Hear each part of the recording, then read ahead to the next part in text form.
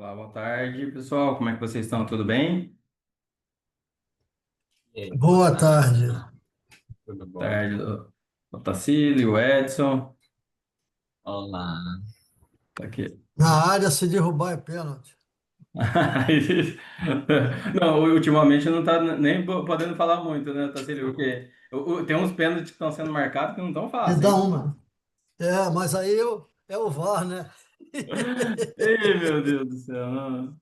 Pessoal, de onde vocês estão falando? Só para eu saber aqui. Eu sou de Fortaleza. Eu falo do Rio de Janeiro. Fortaleza. E o Tacílio desculpa, o Tacílio é do Rio. E sou de Fortaleza. E o Edson é. Escutando? O Edson de O qual? áudio tá bom? Oi? O áudio tá bom? Não, o áudio está tranquilo. Assim, tá bom. O Edson, você que está me auxiliando, porque estava aqui que ia ser o Felipe. Pois é, acho que ele foi embora. Não, mas o Felipe vem, não, né? Né, Boa não? tarde a todos. Ah, sim. Olha o Felipe aí, tá? Ué, a gente está falando, já ia falar mal do Felipe. Eu Então, sou o suplente só. Só se ele não viesse. não, entendi. O Edson está em Fortaleza. Aí Mestre depois ele Coelho, vai boa se pressar. tarde. Boa tarde, tudo bem? Tudo Bom, certinho. Ô, Felipe, você é de onde? Você está em onde? Eu sou de Niterói, no Rio de Janeiro. Ah, o Felipe está em Niterói. Está em Rio ou está em São Paulo? Oi? Você está em Niterói ou está em São Paulo? Estou em Niterói. Ah, agora está em Niterói. Aliás, eu estou falando aqui de Londrina, no Paraná. Estou aqui, Boa tarde. professor da Estadual de Londrina. boa Fala, tarde, Joaquim. Joaquim, boa tarde. Fala um oizinho aí pra gente. Joaquim, está nos ouvindo?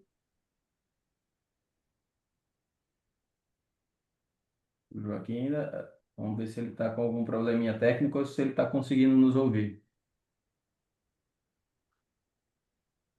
Boa tarde. Precisamos aqui.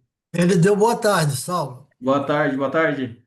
Tá ouvindo, Joaquim? Eu não estou a conseguir ouvir aqui. Deixa Ah, eu sim. ver. Em geral, esses fones de ouvido, eles atrapalham. Mas sabe que é verdade, né? Hoje a gente estava também lá no PDW, né? E quem estava com fone, às vezes estava com alguma dificuldade aí. Porque a gente vai mudando de fone, e aí o reconhecimento do computador, enfim. Mas aí a gente vai se ajustando aqui. Só para identificar que nem o Otacílio, vem mais algum autor junto contigo, Otacílio? Porque o artigo é o The Next Frontier, correto? Isso. Eu vou fazer a apresentação em português, que é para Para facilitar para o tornar mais pessoal. fácil o debate. Perfeito, perfeito, excelente. Aí também temos o Joaquim, né, que é a análise do efeito mediador da capacidade de absorção. Perfeito, Sim, Joaquim? sim, sim. Isso. E a gente está aguardando aqui, mas aí nós estamos com o Edson e com o Felipe, que estão aqui para dar o suporte para a gente, nos auxiliar nos debates, né? Ok. Temos também, daqui a pouquinho, vamos ver quem chega os outros autores. Temos aqui o Marcos Alexandre, que também entrou aqui com a gente agora. Enfim, em mais alguns minutinhos a gente começa, tá, pessoal? Tá bom.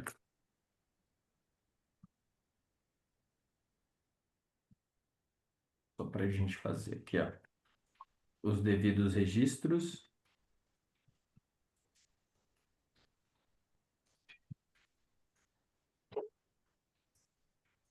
Eu vou também já de antemão deixar aqui para vocês, tá, pessoal? Aqui no nosso link, aqui no nosso chat, a avaliação da sessão é super importante para a gente continuar melhorando o SEMEAD para os nossos participantes. Eu vou deixar aqui ao longo das apresentações também, eu peço que o Felipe e o Edson, por gentileza, também vão colocando, né?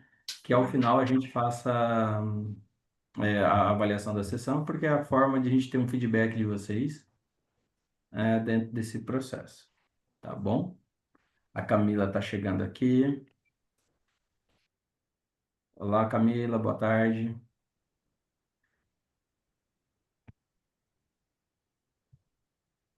Tudo bem, Camila? Olá, olá, tudo bem? Tudo certinho. Aliás, Camila, obrigado, viu, por ter colaborado comigo. De repente ela recebe uma mensagem, né, Camila, do professor, e aí você vai estar coordenando para mim a sessão, né, na próxima. Acho que é você, né? Ou é outra Acho Camila? que não. Ai, meu Deus, É será que novidade é? para mim que você está falando. Não é você que vai estar coordenando uma sessão para a gente aqui no SEMIAD, não? Não, não. Nossa, olha só, é interessante, viu, Camila? Porque tem uma outra Camila, uma homônima. Vou até confirmar aqui para mim, estou olhando aqui no sistema. E eu achei que fosse a mesma Camila. Ah, não, não. Tem um nome diferente no meio. Mas tudo bem, faz parte. Eu achei que fosse você. Tá. Você é a autora Análise da Conjuntura de Edetex, perfeito? Isso. Perfeito. Estamos aqui aguardando só um representante do último artigo e aí a gente começa, que é o da orientação empreendedora.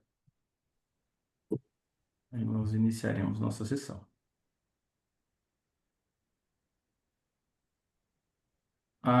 Camila, desculpa, você está falando de onde? De João Pessoa. Sou da UFPB. Tá, Uma pessoa. Isso. É do programa de ADM. Isso. Bem, Professor Marcelo, já teve aula com ele, então. conheço. Então, quem que não conhece o bispo, né? Então, esse professor Marcelo, muita gente boa. Enfim, pessoal, eu acho que está faltando apenas um representante do artigo Orientação Empreendedora e Resiliência Organizacional. Eventualmente a pessoa pode estar chegando aqui ao longo da sessão, então vou deixar esse artigo, nós temos uma ordem aqui, eu vou deixar ele por último na nossa apresentação e a gente faz a chamada do autor ao final, pode ser? Temos aqui, então eu sou o professor Saulo, deixa eu começar com as formalidades, né? A gente começou a conversar e voltando às formalidades. Eu sou o professor Saulo, aqui da Universidade Estadual de Londrina. Dizer que é um prazer tê-los aqui no SEMIAD, participando mesmo que virtualmente e prestigiando o nosso evento. Então a gente fica muito feliz de ter os autores, estudantes, professores que participam e prestigiam o nosso evento. E dizer também que queria agradecer também a todos vocês por encaminharem dentro da estratégia competitiva também os seus artigos. Isso para a gente é importante de manter o tracking aberto, né? Já há alguns anos somos um dos trackings que mais recebe projetos e a gente fica muito feliz também porque isso é construído a partir dos trabalhos que vocês desenvolvem nas suas instituições. Então, muito obrigado aqui em nome de toda a coordenação não somente da área de estratégia competitiva, mas também na área de estratégia aqui do SEMEAD, em nome do professor Beni e também da coordenação geral do professor João Maurício, perfeito? Dentro da nossa sessão, ela está organizada da seguinte maneira: nós deixaremos para que os autores façam a apresentação em até 15 minutos, né, a apresentação dos seus artigos. Fiquem à vontade em estar utilizando os slides para fazer a apresentação. E aí, ao final, após a apresentação, a gente começa a fazer o debate. Eu vou pedir só para que a gente apresente todos os artigos inicialmente, e aí peço que vocês façam, anotem aí as pesquisas, as perguntas, para que ao final da nossa sessão a gente faça o debate entre os artigos e faça a discussão entre os artigos. A gente tem aqui também, dando suporte para a gente, né, tanto o Felipe quanto o Edson, que são discentes do nosso programa e estão fazendo esse nosso suporte. Qualquer coisa que vocês precisarem também, ou levantem a mão, ou eventualmente também pode nos solicitar aqui pelo chat. A gente está à disposição de vocês. Boa noite, Américo. Seja bem-vindo também à nossa sessão. Alguma dúvida? O Américo também está aqui, né? É um dos autores do artigo. Seja bem-vindo. Não havendo dúvidas, ó, eu coloquei aqui numa ordem, mas esse daqui talvez tenha uma ordem diferente talvez na programação, mas o que a gente apresentou aqui para a gente, se possível, a gente poderia começar com o Joaquim, depois com a Camila e depois com a Tacílio. Podemos seguir essa ordem? Perfeito? Joaquim, então, o nosso primeiro artigo, análise do efeito mediador da capacidade de absorção entre ambidestria e capacidade para inovação. Então, você tem até 15 minutos, agora são 18 horas e 5 minutos exatamente, então você tem até 15 minutos para fazer a sua apresentação. Fique à vontade, Joaquim. Estão a ver a apresentação? Deixa eu pôr aqui o modo. Estamos vendo a sua apresentação. Perfeito. Agora tá? Perfeito, perfeito. Obrigado. Boa noite, chamo-me Joaquim, sou da Universidade de Mackenzie, de Moçambique, cursando mestrado em Administração de Empresas. Tenho como tema aqui a análise do efeito mediador da capacidade de absorção entre a ambidestria e a capacidade para a inovação. Esse é um tema que veio da graduação de um grupo e a gente tentou fazer aqui um tema mais ligado à área de estratégia, tendo em conta aquilo que é a inovação das organizações e principalmente para a competitividade. É, Aqui, como introdução, a gente já tem como noção de que as empresas, para eles poderem competir no mercado, eles devem correr, devem correr a subvenção e gerar valor dentro da organização, capacitar nessas três construtos que é a ambidestria, capacidade de absorção e capacidade para inovação. E a ambidestria, ele equilibra entre a exploração de novos conhecimentos e o conhecimento de fora e o conhecimento para dentro. Você tem capacidade para absorção, que é adquirir e aplicar esse conhecimento. E tem capacidade para inovação, que é a implementação de novos produtos, processos inovadores para a competitividade das organizações. E tivemos como questão de pesquisa como a capacidade de absorção influencia a relação entre a ambidestria e capacidade para inovação nas organizações. E como objetivo da pesquisa é avaliar o efeito mediador da capacidade de absorção na relação entre a ambidestria e a capacidade para inovação. E o objetivo específico é avaliar a intensidade dessa manifestação da ambidestria e, e avaliar a intensidade da manifestação de capacidade de absorção organizacional e manifestação da capacidade de absorção organizacional, avaliar a intensidade de manifestação de capacidade de absorção e a inovação organizacional. E temos como fundamento, baseamos nestes três autores, que é Scott, que ele define a ambidestria, que consiste entre equilíbrio entre a exploração, que busca inovar e busca novas formas de inovar e gerar valor, e explotação, que é desenvolvimento de melhoria de produtos e serviços existentes, que é dentro da organização, em que as organizações procuram melhorar aquilo que é o seu processo, usando aquilo que é a criação de melhoria de produtos e serviços já existentes para poder competir com as outras empresas dentro daquilo que é o mercado.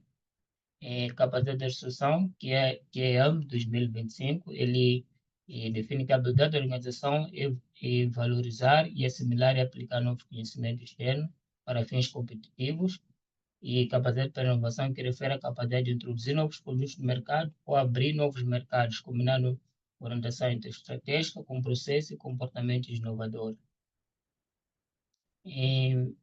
Tivemos como metodologia, abordamos aqui Quant, com uma amostra de 77 gestores, predominantemente do setor de varejista.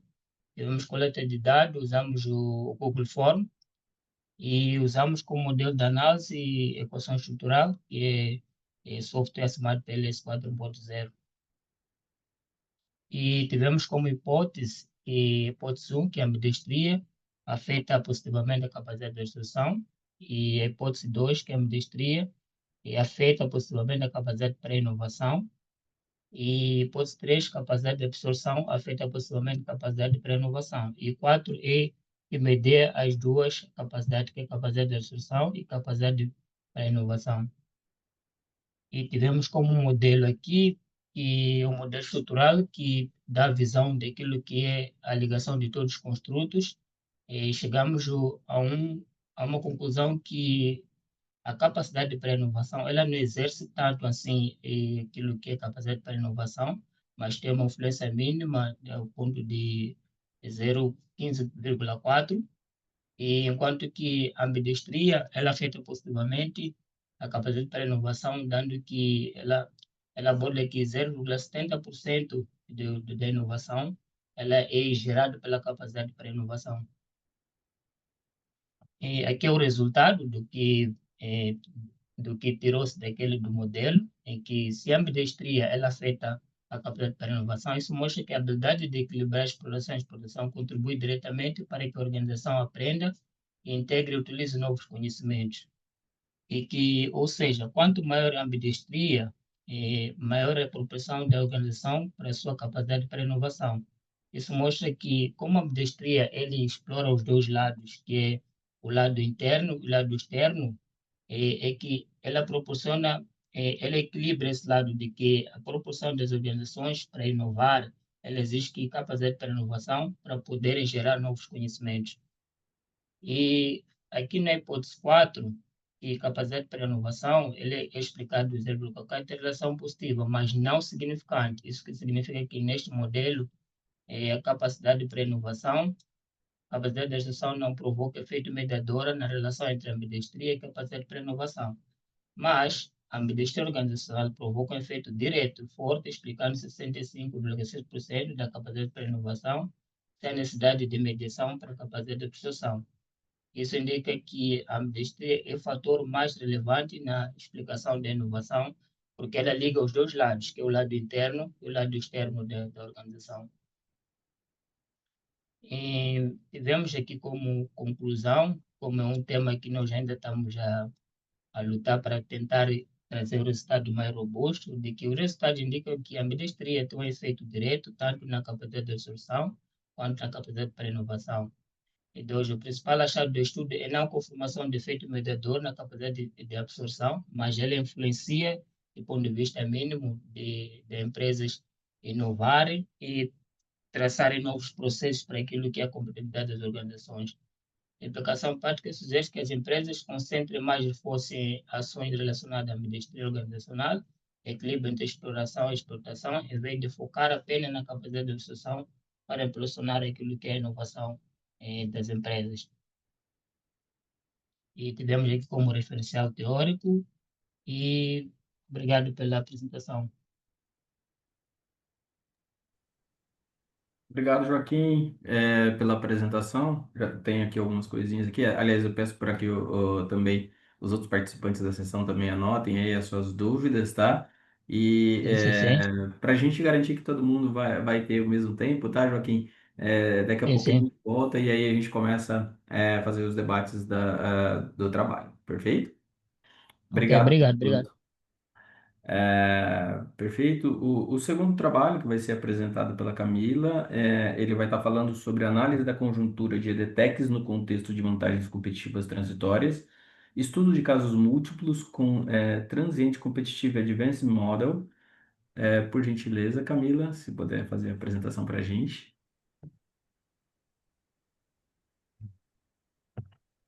Tá aparecendo a minha tela cheia para vocês? Sim, sim, sim. Perfeito, a gente tá vendo certinho. Obrigado. Certinho? Tá bom. Boa noite a todos novamente. É um prazer poder estar aqui compartilhando os resultados desse trabalho com vocês. Como o professor já me apresentou, eu sou Camila Salgado, eu estou agora em João Pessoa, faço parte da Universidade Federal da Paraíba e venho apresentar esse trabalho que foi desenvolvido junto com minha orientanda, a Giliane Silva. Eu coloco também aqui na apresentação o endereço do nosso grupo de pesquisa, que é o GPMedem. Para quem tiver mais um pouquinho de interesse nessas questões de estratégia, a gente também está trabalhando por lá. Eu vou passar aqui só para pedir para alguém me confirmar se Perfeito, passou tá para o passando. próximo. Não, não, Pronto, tranquilo, obrigado, dá. porque ontem teve problema.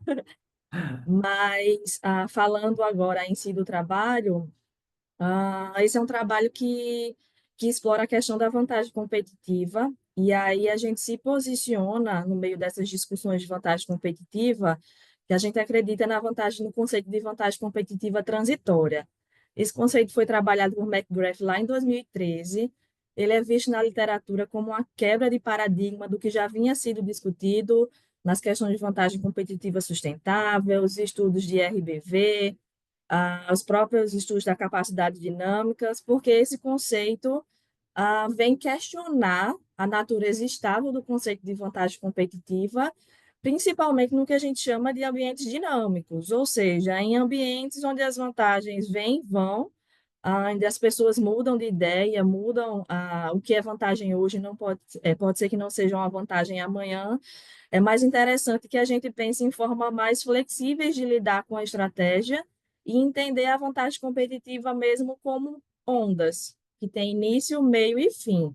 Então, a gente faz na nossa introdução do trabalho, a gente faz uma discussão para chegar nesse conceito e apresentar também o TCAM, que é o Transient Competitive Advantage Model, que foi um modelo que foi criado com a intenção meio de operacionalizar as ideias da vantagem competitiva transitória, ou seja, reunir quais são os principais elementos dessa vantagem competitiva transitória e aí deixar essa teoria mais fácil de ser conhecida e que traga elementos que possam, de fato, orientar os gestores. Então, o modelo faz uma síntese desses principais elementos da competição no cenário de vantagem competitiva transitória e aí a gente faz toda essa construção inicial para chegar no nosso objetivo de trabalho.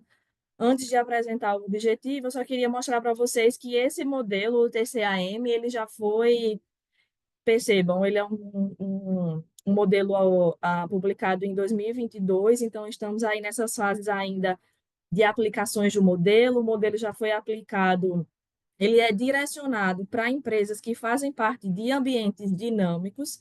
Então, a princípio, houve aplicações em empresas de tecnologia da informação que passaram por processos de incubação. Então, a gente tem aplicações no Rio Grande do Norte e a gente já tem também aplicações na Paraíba. E a gente viu que outras explorações ainda tinham espaço para acontecer. Nesse trabalho especificamente, nós trabalhamos com startups de tecnologia da informação, que é, sim, um setor ligado sensível à dinamicidade, mas dessa vez a gente trabalhou com empresas de tecnologia da área de educação, que são as conhecidas EdTechs. Tá? E a gente, obviamente, imagino que todo mundo concorda que os sistemas educacionais precisam acompanhar as constantes mudanças que acontecem no ambiente, então construímos aí que exploração de fato vamos fazer nesse trabalho, que é o que aparece aí no objetivo, que é analisar, através do Transient Competitive Advantage Model, a conjuntura das startups de tecnologia que atuam na área de educação. Para esclarecer um pouquinho como é que se analisa essa conjuntura, eu trouxe aqui uma das figuras que tem lá, um dos quadros que tem no nosso trabalho, que são as questões do modelo. O modelo resume, sintetiza os 5 principais elementos para a competição no cenário de vantagem competitiva transitória. Esses elementos são reconfiguração contínua, alocação de recursos, liderança, inovação e desligamento. E para cada um desses elementos há uma questão-chave. Então, o modelo tenta resumir em cada questão dessa o que é primordial para compreender cada um desses elementos. Eu destacaria aqui do modelo a questão do desligamento. Como eu já tinha adiantado para vocês, a gente pensar em vantagem competitiva transitória é entender que a vantagem competitiva tem os momentos de baixa crescimento e a gente precisa chegar nessa fase do desligamento, ou seja, abandonar atividades que apresentam um bom potencial antes que esse potencial de fato acabe. Então, esses são os principais elementos do modelo. Quem tiver um pouco mais de curiosidade, acho que consegue ler com tranquilidade mais adiante no trabalho. Eu também coloquei aqui uma figura para tentar fazer a gente entender um pouco mais do modelo, porque, como eu adiantei, ele é baseado em 5 principais elementos. E aí, para cada resposta possível para essas 5 perguntas, Para cada sim ou não, um cenário no final é gerado. É por isso que o objetivo do trabalho é analisar a conjuntura da empresa, porque quando eu faço essa exploração, ao final, eu consigo gerar um cenário que caracteriza a empresa em relação a essa competição. Então, a gente tem aqui 8 cenários possíveis para todas as respostas possíveis às perguntas do modelo. Aqui a gente só faço, não vou gastar mais o meu tempo nessa etapa, mas a gente faz uma discussão em relação às edtechs, em relação a por que ela está em mercados dinâmicos. A gente tem gritantemente a questão da pandemia da Covid-19, que impactou a questão do ensino remoto, né? Então, a gente tem um setor aí que está muito sensível a essas grandes transformações que aconteceram, principalmente aí nos últimos anos. Metodologicamente falando, essa é uma pesquisa que tem caráter exclusivamente descritivo, também trata-se de estudos de casos múltiplos. Nesse caso, trabalhamos com 4 empresas paraibanas para coleta e análise dos dados. Nós, em termos de coleta, nós realizamos entrevistas semi-estruturadas. Essas entrevistas são semi-estruturadas no sentido de as 5 perguntas originais do modelo são as grandes norteadoras da entrevista, mas foram utilizadas perguntas adicionais, que foi identificada uma necessidade. Já a análise de dados, a gente seguiu exatamente a própria análise que o modelo gera. Para cada sim ou não, eu tenho lá, no final, um cenário gerado. Então, essa foi toda a nossa orientação e a gente utilizou o Atlas T também como apoio nessas análises. Tudo isso foi conduzido a partir de uma abordagem qualitativa. Tá? Em termos de resultados, eu resumo aqui as principais características que a gente achou. Nós temos 4 empresas, foram chamadas de A, B, C e D. Na primeira empresa, a gente vê aqui que a gente teve uma resposta não para o primeiro elemento, que é a reconfiguração contínua, ou seja, a reconfiguração, aquele ajuste de atividades não é algo cultural na empresa, não faz parte dela com naturalidade, que caracteriza um ambiente desfavorável em relação à competição. Já na empresa B, a gente encontrou um ambiente consistente e proativo, mais assistemático. A gente consegue enxergar aqui que a gente encontrou, sim, para reconfiguração contínua, para alocação de recursos e para liderança, mas a gente encontrou como resposta não a questão da inovação. Esse modelo TCAM mostra que em inovação, quando se fala de inovação, não estamos falando de inovação que acontece por uma oportunidade, estamos falando de um processo sistemático, administrado intencionalmente. Então, a empresa B falha nessa questão. Em relação à empresa C e D, encontramos o mesmo cenário, que é o alerta mais engessado. Isso significa que é uma empresa que pensa em reconfiguração contínua, tem uma liderança atenta aos sinais de mudança, mas que falha no segundo elemento, que é a alocação de recursos, ou seja, encontra dificuldades em fazer aquela movimentação ágil, rápida, na movimentação de recursos, seja financeiro, seja de pessoas, seja de tempo. Então, a gente faz aí esse destaque em relação às empresas C e D. Para concluir todo esse levantamento, eu queria só destacar que é uma forma assim de trabalhar o modelo, de reforçar sua aplicação em diferentes realidades. Diferente dos estudos anteriores, trabalhou-se com tecnologia de informação, mas agora a gente teve empresas formais as edtechs nesse caso. Esses resultados podem auxiliar os gestores, obviamente facilitando a tomada de decisão. A nossa intenção é, se eu conheço o meu desempenho nesses 5 elementos e conheço esse cenário, o que é que eu posso fazer para melhorar? Onde eu preciso atuar melhor? Então, a gente também acredita que seja uma contribuição. A gente destaca como limitações o número de empresas em relação a dificultar maiores contribuições. Também estamos falando especificamente de um setor. É por isso que a gente sugere que novas aplicações possam acontecer, novas comparações possam acontecer nos chamados setores dinâmicos, como música, viagens, turismo, indústria automobilística e de comunicação. Está aqui novamente o nosso endereço. Eu não sei como foi meu tempo, mas eu me despeço e agradeço a vocês pela atenção. Obrigado, obrigado, Camilo. Não, não, fica tranquilo que tá aqui, a gente está administrando aqui mais ou menos como é que tá o tempo de vocês, tá? Não, mas obrigado, tá dentro do esperado e daqui a pouquinho a gente volta a conversar sobre o trabalho de vocês. E o terceiro paper, então, para a gente apresentar, eu vou convidar aqui o Tacílio, fazer a gentileza de apresentar o paper, The Next Frontier, a Driving Procurement in an Era of Trade Wars and Cyber Threats. Não sei se pronunciei tudo corretamente, Tacílio, mas eu acho que seu microfone está fechado, Tacílio. Perfeito. Não, é que a partir de agora, depois que a gente compartilha a tela cheia, a gente fica sem enxergar mais nada, né? Então, vocês estão conseguindo ver a tela? Perfeito, estamos enxergando bem. Eu acho que tá você e o Américo também está aqui com a gente, né? Aliás, Américo, fica à vontade também de vocês irem apresentando conjuntamente. Fiquem à vontade, tá, pessoal? Então, o pano de fundo desse meu trabalho começa lá nos anos 90, né? Eu estava, nessa época ainda trabalhava, e eu estava numa multinacional e fiquei morando em Buffalo, Nova York, durante 2 anos e meio. E, na verdade, eu fui para lá para assistir, para participar da implantação de um ERP global, né?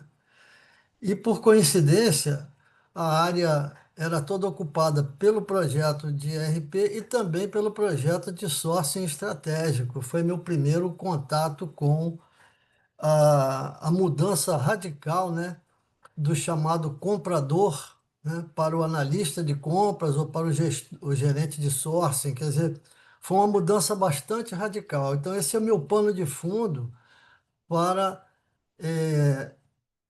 montar assim as dificuldades iniciais que as empresas passaram para que esse sourcing chegasse aqui ao Brasil. Algumas poucas ainda inicialmente adotaram.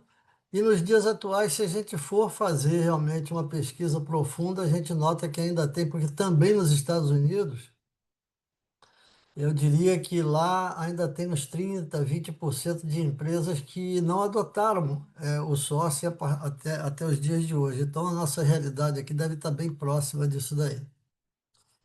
Resumindo o nosso trabalho, né? Eu falo inicialmente exatamente isso, onde o procurement, quer dizer, o sourcing, né, ele faz com que o setor de compras saia de uma função transacional e passe a ser um pilar estratégico da resiliência organizacional. Ele passa a ser um gerador de lucro, né?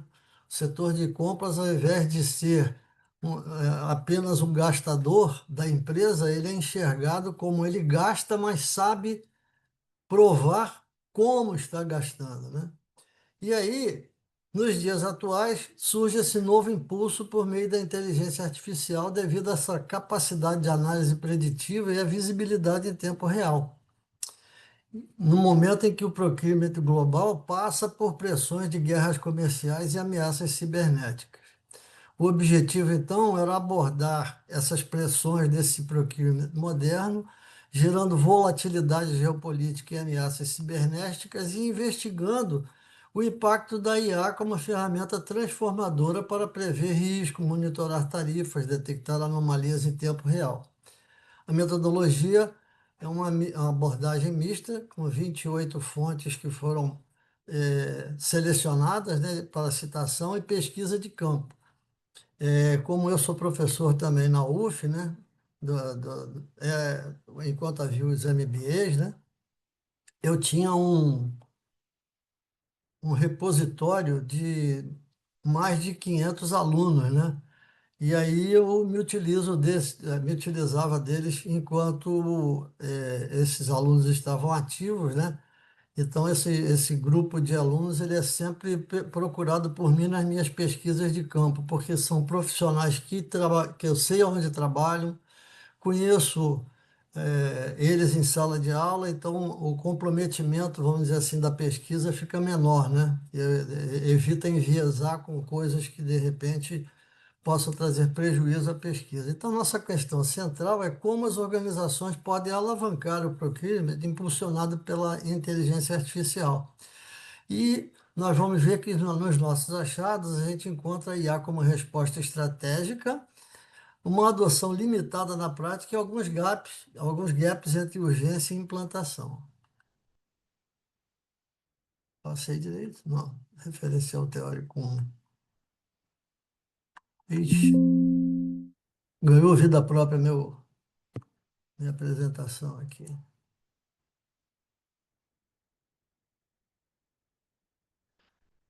Então, aqui nós na introdução vamos mostrar que existem então duas pressões: as guerras comerciais com tarifas e políticas recíprocas, nacionalismo nas cadeias, aumento de custo e diversificação necessária.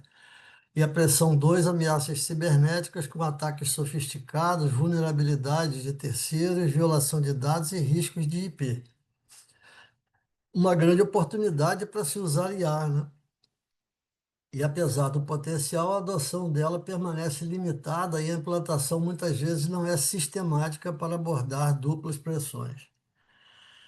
Nós encontramos então que essa é uma lacuna, porque as pesquisas anteriores ou focavam nas guerras comerciais ou nas ameaças cibernéticas e não havia uma limitação, né, de como a IA atua para responder ambos os desafios simultaneamente. Então, a nossa questão de pesquisa seria como utilizar a IA para navegar em guerras comerciais e guerras de tarifas. No referencial teórico, né, nós fizemos primeiro a integração dos processos de procurement com o IA, né?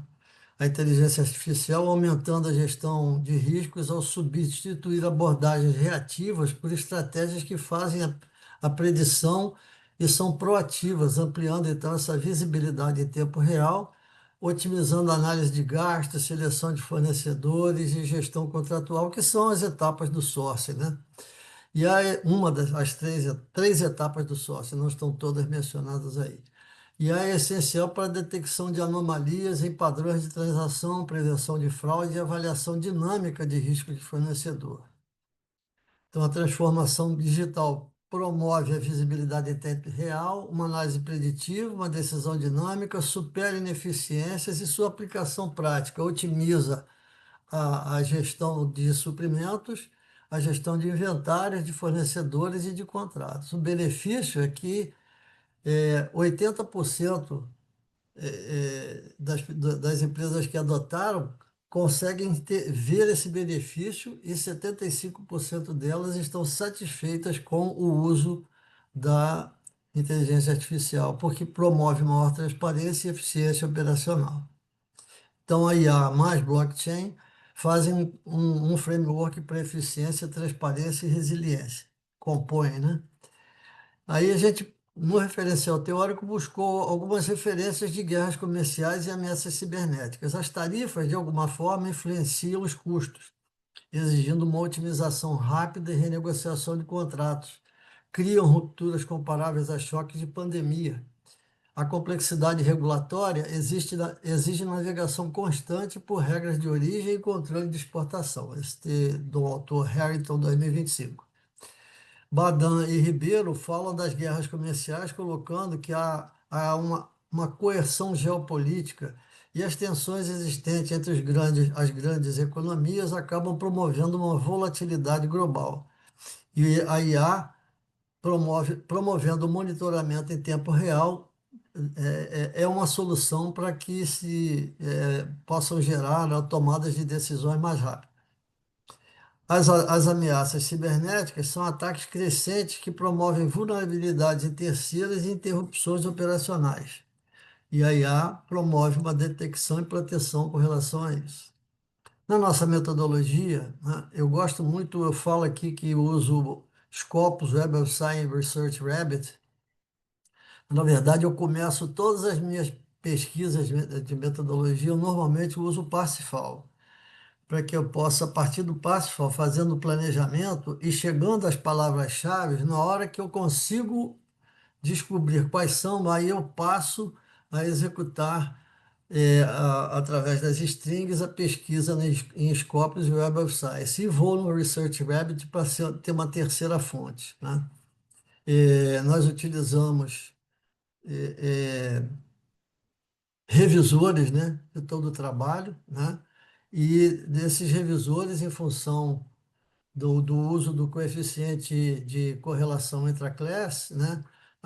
52% das 28 fontes foram classificadas como Tier 1 e 2 por conta da alta confiabilidade dos autores utilizados, né? Então, aqui são os 28 artigos, fundamentos teóricos, e a pesquisa de campo englobou 100 desses profissionais do Rio de Janeiro. Não havia gente de fora do Rio de Janeiro. Esse é provavelmente uma limitação que pode ser apontada, porque precisa se verificar fora do Rio se aquela é a realidade, fora das empresas. A gente sabe quais são as limitações quando a gente restringe muito o público, né? Ou restringe o local da amostra que está se olhando. 63% desses entrevistados eram gestores de commodity, 16% analistas e 11% gestores de cadeia de suprimentos. As empresas, 60% eram de porte médio, 35% pequenas e 5% grandes empresas. Experiência média de 11 anos, indicando uma maturidade profissional muito boa. Questionário, né, com escala de escolha e escala abertas, baseado em temas identificados dentro das fontes. A análise estatística por dados quantitativos e agrupamento de temas foi promovida, né, de forma que a gente pudesse chegar aos resultados que chegamos. Aqui a gente aponta, né, as limitações críticas, né, porque os dados são baseados em opiniões pessoais e não métricas objetivas de desempenho, geográfica, porque está concentrado no Rio, e um viés de amostragem, porque tinha mais empresas de porte pequeno e médio dentro do nosso universo. Os principais resultados: o potencial de IA destacou-se, que é uma capacidade preditiva muito grande, né, para quem não conhece. O machine learning chega para a previsão de vendas, né? Quando a gente vai fazer previsão de vendas usando o machine learning, ele tem empresas chegando a 99,9% de acurácia na sua previsão. Ou seja, na minha época, quando eu falo na minha época, é porque eu sou mais novo há mais tempo do que os que estão me ouvindo aqui. Então, quando a gente lidava com isso aí, o índice nosso de acerto de previsão, para chegar a 70%, tinha que quase correr atrás de um por um dos gerentes de vendas, e os sistemas acabavam, às vezes, muitas vezes, não sendo atualizados, e aí você fazia uma previsão em cima de um material que não existia, na hora de vender o material não chegou porque o fornecedor não entregou. Hoje em dia, a acurácia é tão grande que a gente até às vezes duvida que ainda existam empresas que tenham problemas de previsão, né? Então, são abordagens proativas, visibilidade em tempo real, gestão integrada de riscos. E o gap identificado por nós é que poucas empresas dos 100 profissionais representados tinham adotado. Eu tenho uma experiência que eu vou compartilhar com vocês, que eu não posso dizer que é verdadeira ou falsa, porque não foi testada essa minha hipótese, né?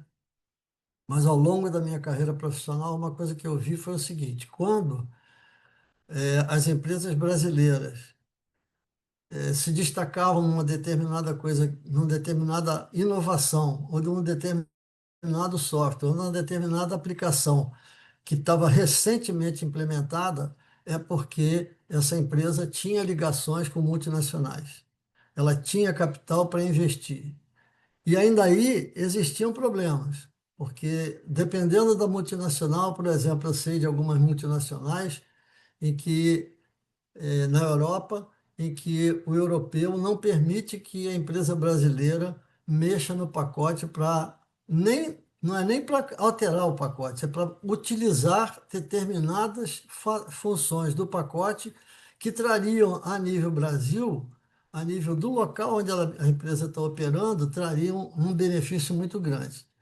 Então, mesmo nas empresas de grande porte que possuem recursos ilimitados para poder ter êxito nos seus softwares e nas suas atividades de adoção de inovações, as coisas não funcionam muito bem. Mas elas são principalmente aquelas que investem. E as pequenas e médias sempre dependendo ou do governo ou de empréstimos para poderem fazer a adoção daquilo que eles precisam.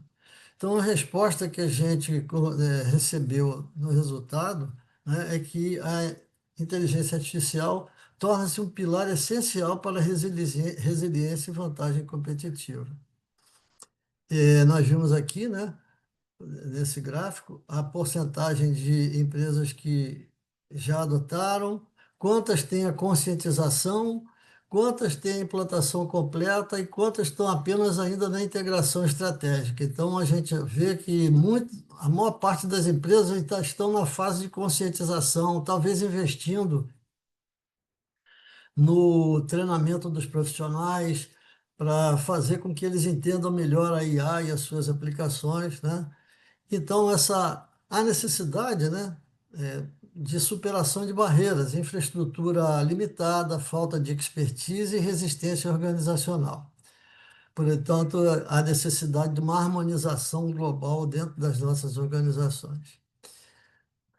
As contribuições que deixamos no nosso trabalho, teóricas, um framework integrado de inteligência artificial e procurement, uma perspectiva que pode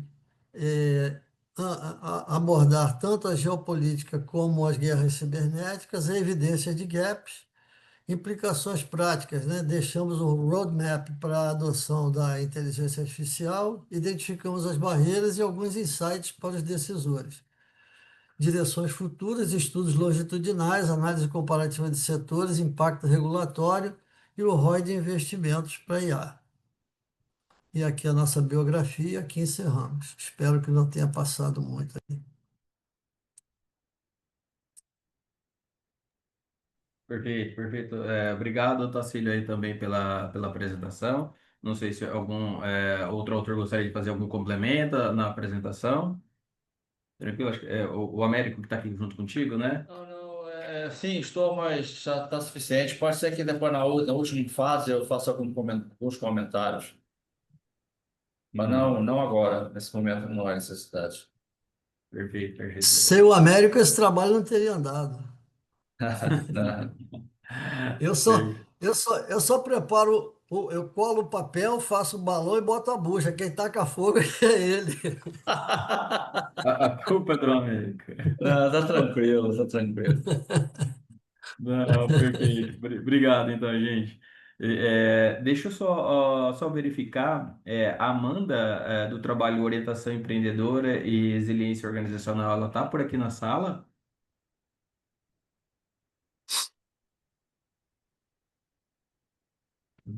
Acabei deixando aqui um pouquinho livre, né? Que ela não tinha feito. Acho que o pessoal está fazendo também aqui os registros, né? Dos presentes. Então, a Amanda ela não se encontra na sala. Então, temos aqui para a gente fazer as nossas discussões. Então, os três trabalhos, né? Do Tacílio, né? O Tacílio Américo está aqui com a gente, do Joaquim e também da Camila. Queria deixar, na verdade, aberto a vocês, assim, dúvidas gerais, eu tenho aqui as minhas, mas, por gentileza, fiquem à vontade entre vocês também para fazer alguma dúvida, para tirar alguma dúvida. Alguém gostaria de iniciar? Eu posso fazer alguns Eu, comentários. Não, pode ser, Tacílio, depois eu não, falo. não, pode ir, Américo, pode ir. Não, na verdade, eu não assinei nem bem propriamente perguntas, tá? São mais algumas considerações em cima dos artigos, não só desse com o professor Tacílio, mas também os demais que foram apresentados, né? Todos eles muito bons, né? Gostaria de parabenizar todos eles. É, um lado, o trabalho do Joaquim, né? Que o Joaquim apresentou, né? Sim, sim, É, sim. interessante é que a conclusão, né, uma das principais considerações que você fez reforça basicamente o conceito da ambidestria, né? Porque a ambidestria ela vai integrar não só a capacidade de você trabalhar bem o que existe, mas como também Ok. você poder fazer algo diferente, né? Então ele junta a explotação com a exploração, É, né?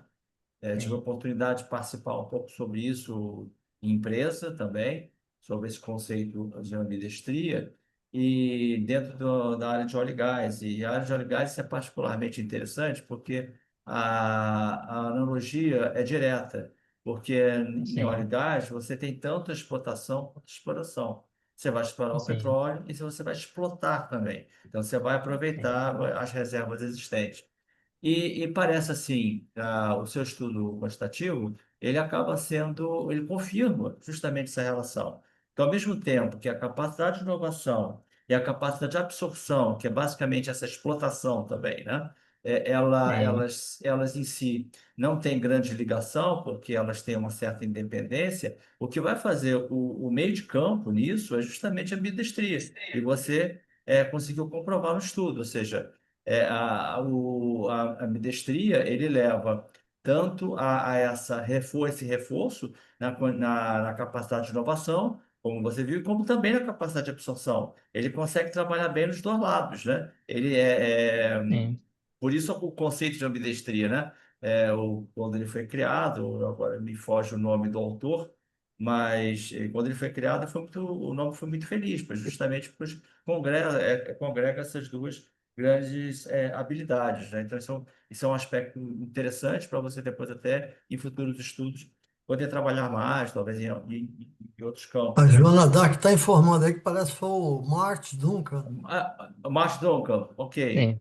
Eu tinha outro nome na minha mente, não era o Duncan, mas tranquilo, também não tem Tushman no Rail, momento essa referência na minha mente. Mas com relação ao trabalho do EdTechs, né? Também achei bem interessante, principalmente o conceito de você ter uma vantagem transitória, né? Da vantagem competitiva transitória, especialmente no estudo para EdTechs. Então, assim, o uso desse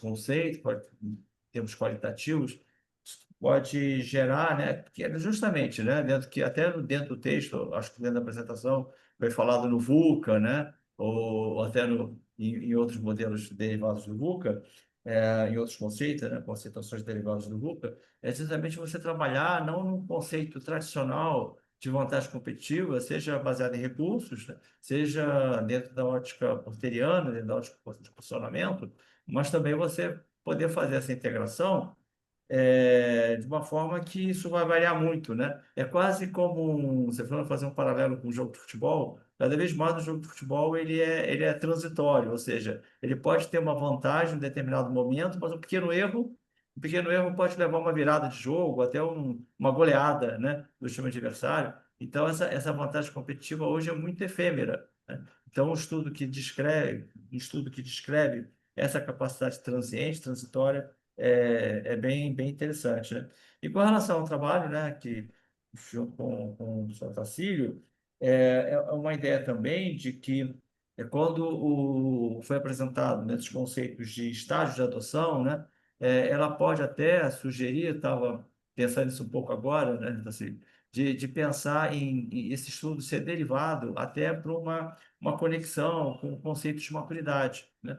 Existem vários conceitos de maturidade tecnológica, inclusive de maturidade de inovação, tanto no sentido mais teórico, mas também no sentido mais aplicado, né, em que centros de pesquisa usam, como o TRL, por exemplo, o nível de prontidão tecnológica, ou o nível de prontidão de cliente, né, que é o CRL, entre outros, também de propriedade intelectual. Então, essa possibilidade de você introduzir ou você acrescentar uma contribuição no nível de maturidade tecnológica dentro do estudo, dentro do uso da IA, então, quanto que você pode ter uma relação dessa maturidade tecnológica, inclusive, na evitação de problemas relacionados, né, a ataques cibernéticos, a guerra comercial, e assim por diante, num contexto cada vez mais atual, né? Porque nós estamos assistindo uma presença de guerra comercial cada vez mais intensa, né? Até por deliberação, né? Próprias políticas das grandes potências que estão agora, que estão mais à frente, né? E uma consideração que você fez no final, que você não tem não fez isso, provou isso empiricamente, mas faz todo sentido, que é a ideia de que você vai ter a relação, né, entre essa capacidade de inovação, mas que muitas empresas multinacionais elas acabam impedindo que dentro de uma ótica brasileira você consiga, ó, brasileiro, de qualquer outro país, né, que vai ser implantado, não necessariamente brasileira, mas que você tem como fazer, né? Você ter deixar ou você permitir, né? Que haja uma adaptação. Eu reputo isso até dentro de uma ideia de gestão internacional, né? Que eu acho que isso também ocorre. É, minha tese de doutorado foi sobre isso, né? Sobre essa parte de gestão internacional. Mas o que me remete, sabe, Tacílio, é uma questão de que a inovação, estudos como esse, né, o uso de tecnologia, numa relação de dependência, ou seja, numa relação de matriz filial, ela acaba você operando na filial uma maior eficácia, uma maior eficácia no sentido de atingimento de resultados e mais assim, de resultados dentro daquilo que é esperado, dentro de uma ótica homogeneizadora da matriz, né? Isso é uma forma de instrumentalização dessa homogeneização. Na medida que você dá oportunidade, um pouco mais de liberdade para ver uma integração, para ver mais uma interdependência dessas empresas, que aí gera uma ótica diferente no campo da gestão internacional, você acaba operando com algo mais do que eficácia, ou com a própria efetividade. Você acaba operando com a emancipação, né? Fazendo uma comparação com a emancipação no sentido individual, no sentido coletivo humano, você pode também pensar numa emancipação no sentido de uma relação de poder entre matrizes e subsidiárias. Então, se você coloca uma capacidade tecnológica, você pode colocar, a matriz ela pode colocar uma capacidade tecnológica exclusivamente para atender seus interesses de eficácia e você conseguir um valor agregado maior da subsidiária, mas não necessariamente a sua independência, a sua emancipação, porque vai que ela fique forte, né? Em alguns casos isso até ocorre, e ela pode eventualmente até engolir a matriz, né? Ou ela acabar tendo uma influência forte na matriz, né? Então é um outro campo de estudo, já que você colocou essa observação, pode-se pensar em poder, eu não sei, material teórico para isso, você acaba achando, de qualquer maneira. Mas fazer uma conexão, você sabe disso, né? A gente fica aí destrinchando essas coisas. Tudo É, começa assim, né? Tateando e tal. fazer uma conexão, né, entre eficácia e emancipação, assim como você opera no nível humano, né? E esse nível de emancipação passa também para aquilo que a gente está pensando também, né, Otacílio, sobre a questão ética, né? Então, até que ponto resistências de ordem ética dentro das matrizes impedem que você, ou que evite a todo custo uma emancipação da Ah, subsidiária, né? Uma emancipação no âmbito político, até dentro desse conceito de norte global, sul global, e etc., né? Enfim, acho que os trabalhos deram bastante fonte para reflexão, né? E para o intercâmbio. Então, mais uma vez, parabenizar a todos e sobre os comentários. Não tem nenhuma pergunta específica, mas somente para poder conduzir essas reflexões com os autores, e se os ah, autores entenderem como interessante, poderem pensar aí, né, no desenvolvimento dos seus trabalhos. é, Agradeço também aos eu, moderadores. eu teria uma pergunta para o Joaquim, porque eu não vi seu artigo, né? Mas certamente, por exemplo, quando você. é, Essa é uma preocupação que eu, inclusive, manifestei no meu trabalho, né? Sim, sim, sim, E professor. que foi o fato de eu ter utilizado alunos só do Rio de Janeiro, né? Então você conduz vários vieses quando você delimita muito a tua pesquisa de campo, né?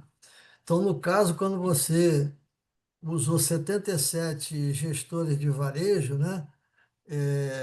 Eu não vi em momento nenhum você colocar o tamanho dessas empresas, os segmentos, se elas estavam em outros estados ou se era de um único bairro. Então, como eu não li seu artigo, né, eu considerei isso um viés. É apenas um comentário não demérito, pelo contrário, eu achei o artigo de vocês muito bom, né? Vocês estão de parabéns, eu achei que vai ser o contributo deles para a academia já se faz presente, porque vocês estão aqui divulgando o trabalho de vocês, né? E com Ok, relação às edtechs, para a Camila,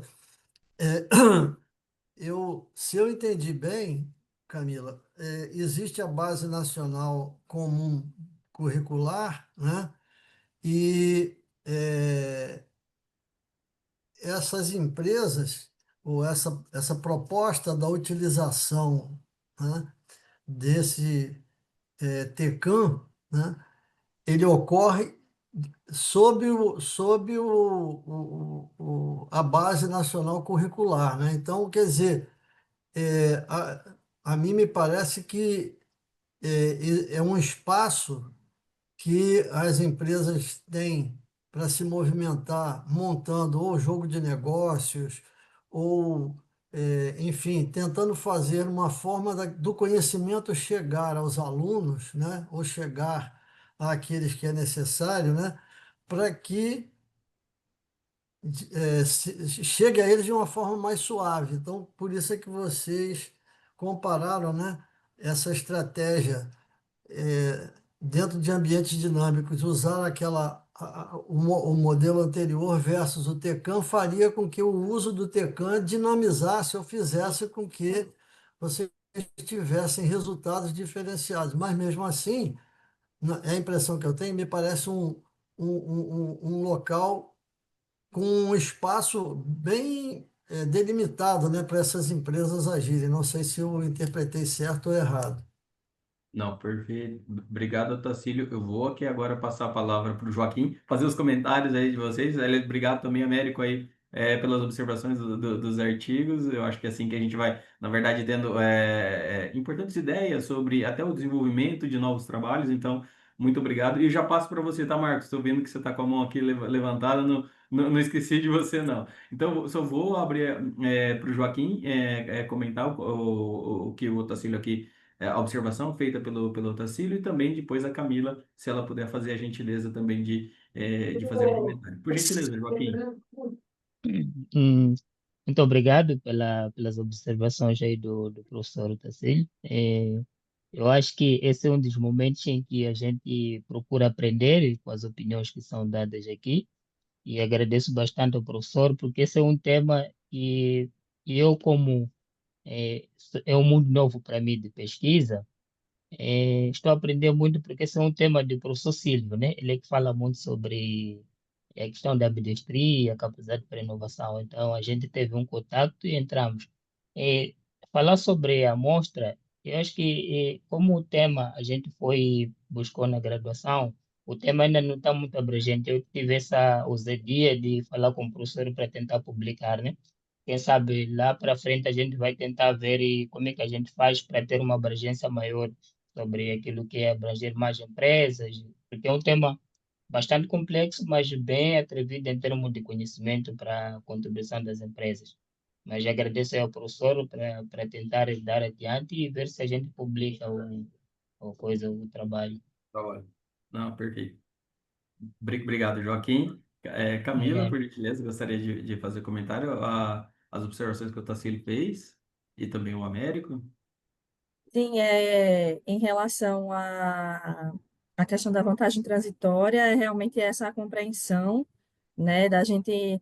Bom, eu acho que, na verdade, o mais interessante da gente, se a gente pegar todas as discussões que temos em relação à vantagem competitiva, a gente tem anos e anos dedicados ao conceito de vantagem competitiva sustentável.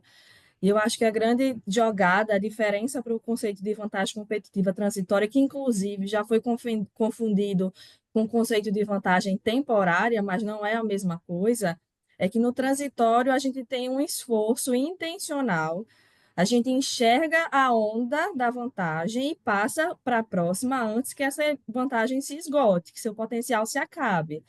E aí, nesse raciocínio, essa questão da sustentabilidade é como se dissesse, olha, para uma empresa competir, ela precisa de um pacote de vantagens. Então, uma discussão que há na literatura da vantagem transitória é o perigo de se pensar em vantagem competitiva sustentável a empresa quer identificar qual é o seu diferencial e aí focar só nisso é muito perigoso, né? Então, a gente deve pensar num pacote de vantagens, entendendo que essas vantagens têm hora para acabar e antes que ela acabe, a empresa já dá o passo adiante e faz isso, enxerga isso de maneira muito saudável, né? É um abandono de atividades, mas de maneira muito saudável, formal, sistematizada, atenta aos sinais do mercado, que acompanha as necessidades e que tem a reconfiguração como cultural.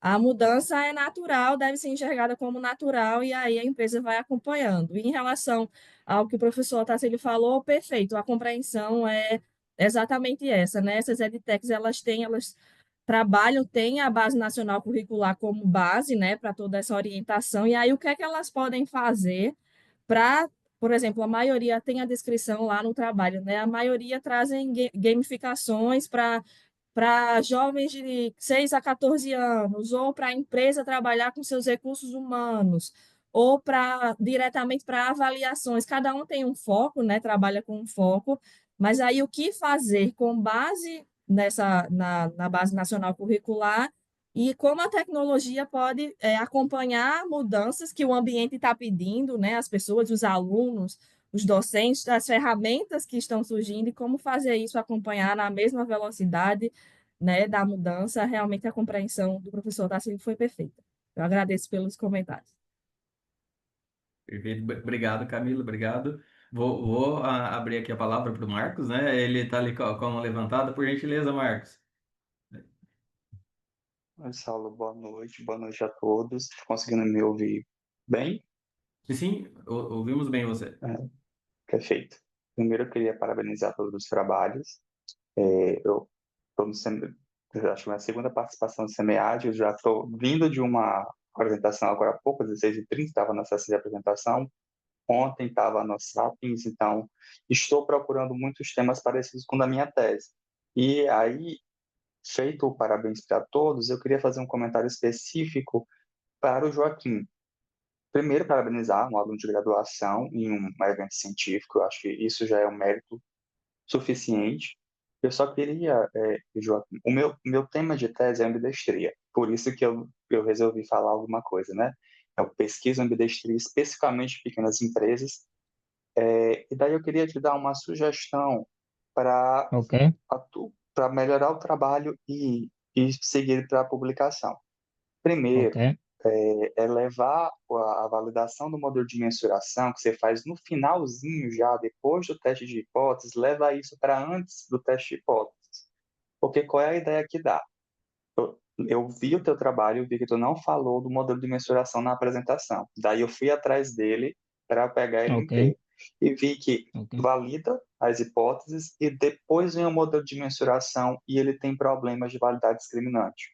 Então, ok, coloca o modelo de mensuração, a validade convergente, a validade discriminante, antes do teste de hipóteses. Porque aí tu vai dizer pro leitor, pro editor, olha, o meu modelo testado, ele é robusto, porque a gente já verificou validade convergente, já verificou validade discriminante. Do jeito que tá, o que parece?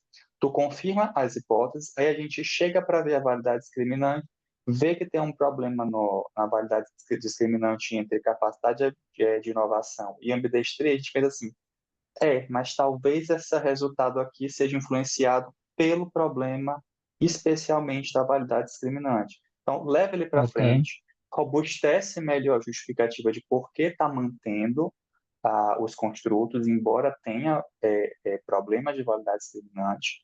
Porque, por exemplo, vocês dão uma das justificativas aqui, beleza. Embora tenha dado problemas de validade discriminante, quando a gente olha os construtos base dos construtos de segunda ordem, não há.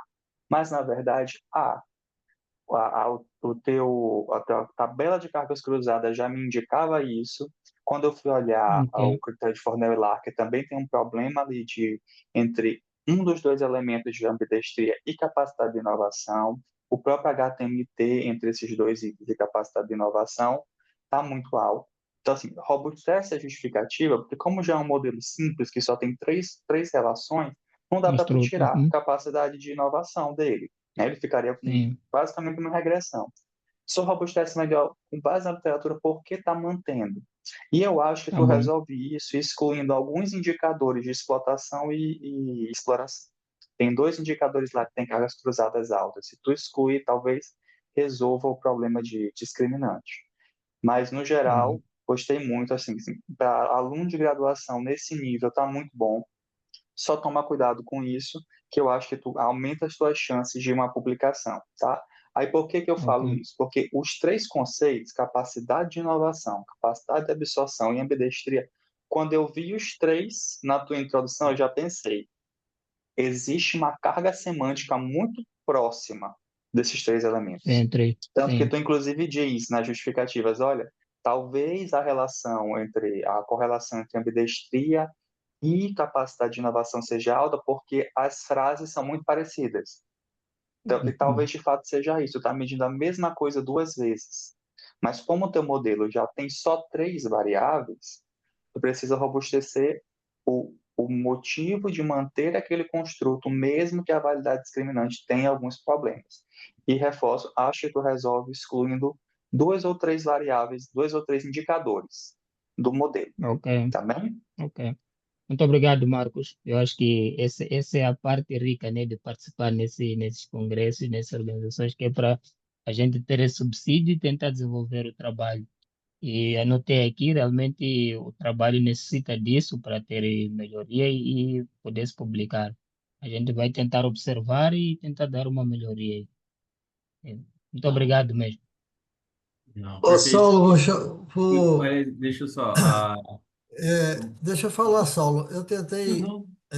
utilizar o link seu aqui para avaliação e ele me remete para o portal SEMEAD. Aí pede senha e identificação e volta para o portal SEMEAD. Ele não está indo, Ele pelo não menos tá. para mim, não foi para avaliação, não. Deixa eu ver aqui se tá com algum probleminha aqui. Um minutinho só. Eu já faço isso aqui enquanto a gente vai conversando. O que que eu ia comentar com vocês? Opa, um minutinho só, pessoal. Estou aqui. Realmente tem que colocar a senha e depois ele vai, quando clicar de novo no link, ele abre para avaliar. Ah, sim, entendi. Obrigado, Joana. Então, ele vai pedir realmente para fazer login e senha novamente para avaliar como é que Isso, vai aí ser. depois volta aqui no link, clica de novo, aí ele aparece a avaliação. Entendi. Obrigado, viu, Joana? Pessoal, deixa eu comentar. Aliás, Joaquim, você viu como que é bacana esse processo, né? Aqui o Marcos estava aqui com a gente, que pôde, como ele está fazendo a sua tese de doutoramento, obviamente que ele foi muito mais no detalhe em relação ao trabalho, mas isso Sim. para a gente, assim, tem que ser levado pelo lado muito dessa questão do aprendizado, viu? O que é até eu falo nesse sentido porque também tenho alunos meus de graduação que estão participando, né? E eles estão todos nervosos. Ai, meu Deus, o que que vai acontecer? Mas eu sempre falo para eles que isso daqui é parte de Não, mas é tranquilo, isso é aprendizado, isso não Não, tem. não, Isso foi é, muito bacana. Eu gostei sim. também e alguns detalhes que o Marcos coloca aqui para a gente. Então, também gostei realmente muito quanto ao trabalho. O que também, agora falando de uma maneira um pouco mais geral aqui dos trabalhos, né? Já estamos aqui encaminhando para essa etapa final. Também gostaria de parabenizá-los pelos trabalhos. Eu fico muito feliz quando a gente pega. Nós estamos dentro de uma sala onde existe esse espírito de colaboração e também de aprendizagem conjunta. Agradeço o Tacílio, Camila, o Américo, que também fez os seus comentários. Particularmente, eu também eu gostaria de comentar com vocês que em alguns momentos, e aqui eu vou fazer um comentário mais geral, até dos próprios trabalhos, Nem sempre a gente consegue valorizar tanto o trabalho em dois momentos que eu chamaria a atenção de vocês, novamente de uma forma geral.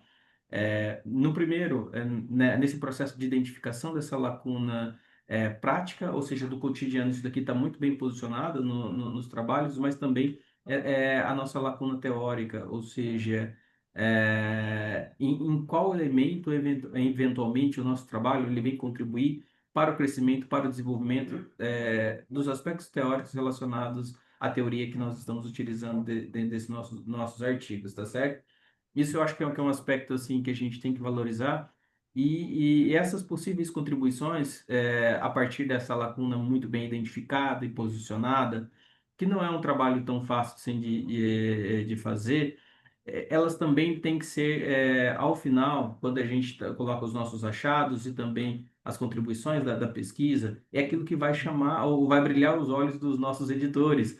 Então, a gente tem que reforçar essas contribuições, aonde o nosso trabalho ele tem conseguido avançar dentro do debate da teoria que a gente está, para a qual a gente está trabalhando, os aspectos teóricos eles estão conseguindo avançar, ou em relação a novas metodologias ou novos procedimentos que estão sendo adotados que também podem ser utilizados como arcabouço na avaliação de um determinado fenômeno organizacional.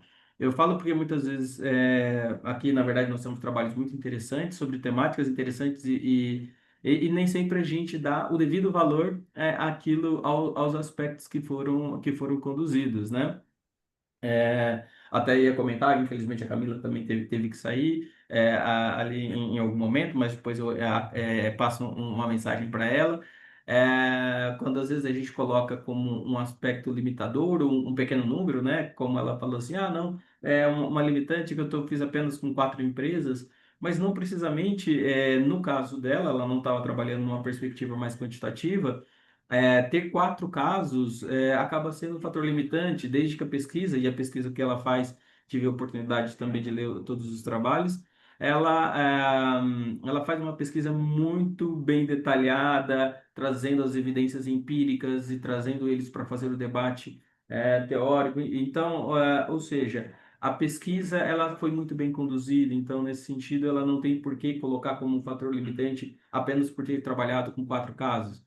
É óbvio, é diferente quando vocês que estão trabalhando numa perspectiva mais quantitativa, essa questão vai ser pegada um pouquinho mais no pé de vocês, quanto como o próprio Otacílio comentou, a concentração dos respondentes estarem em um local. Eventualmente, Otacílio, eu acho que um caminho que poderia até ser utilizado, Otacílio Américo, né? Aqui uma dica, assim, as empresas nas quais eles trabalham, se essas empresas elas são empresas transacionais, ou seja, de mais de um país, então isso, eles residirem a princípio no Rio de Janeiro, não precisamente acaba sendo um fator, tendo uma limitação tão forte assim, dependendo desse universo dessas empresas nas quais esses respondentes estavam. Então, pode ser algo também para que possa eventualmente amenizar. Eu sei que quando o trabalho é mais quantitativo, né? O pessoal mais quant, ele tem uma cabeça, eles vão falar assim, opa, espera aí, por que que estava só no Rio de Janeiro? Mas, eventualmente, isso também pode ser amenizado também ao longo do texto. Enfim, pessoal, eu particularmente gostaria de novamente agradecer a oportunidade de vocês estarem aqui participando do SEMEAD. Para a gente é um prazer quando nós temos trabalhos com qualidade vindo aqui.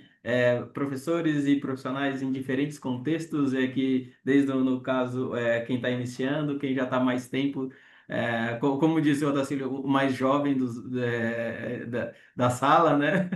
Que já foi Mais mais tempo. por mais tempo. Então, assim, Jovem é mais tempo.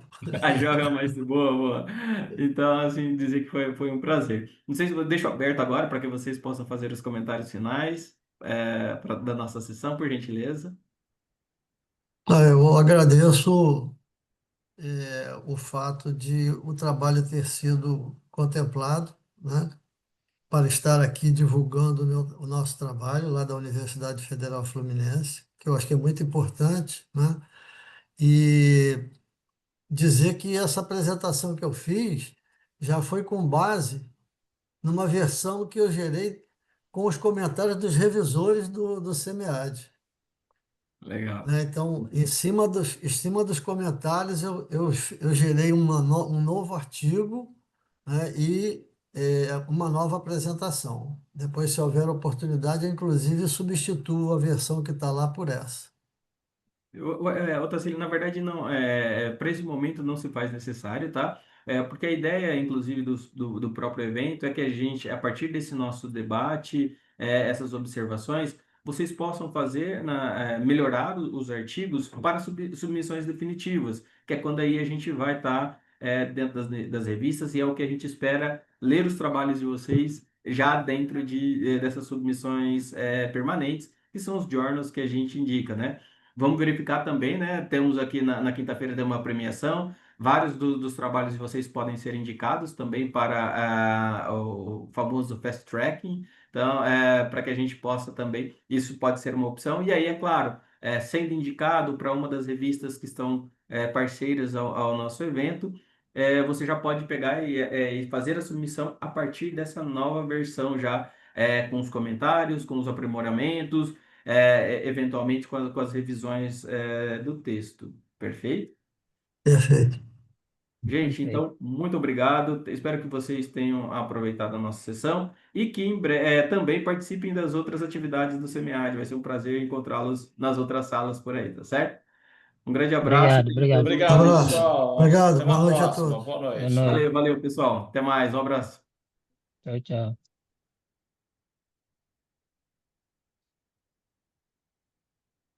Felipe, você está por aqui, Felipe?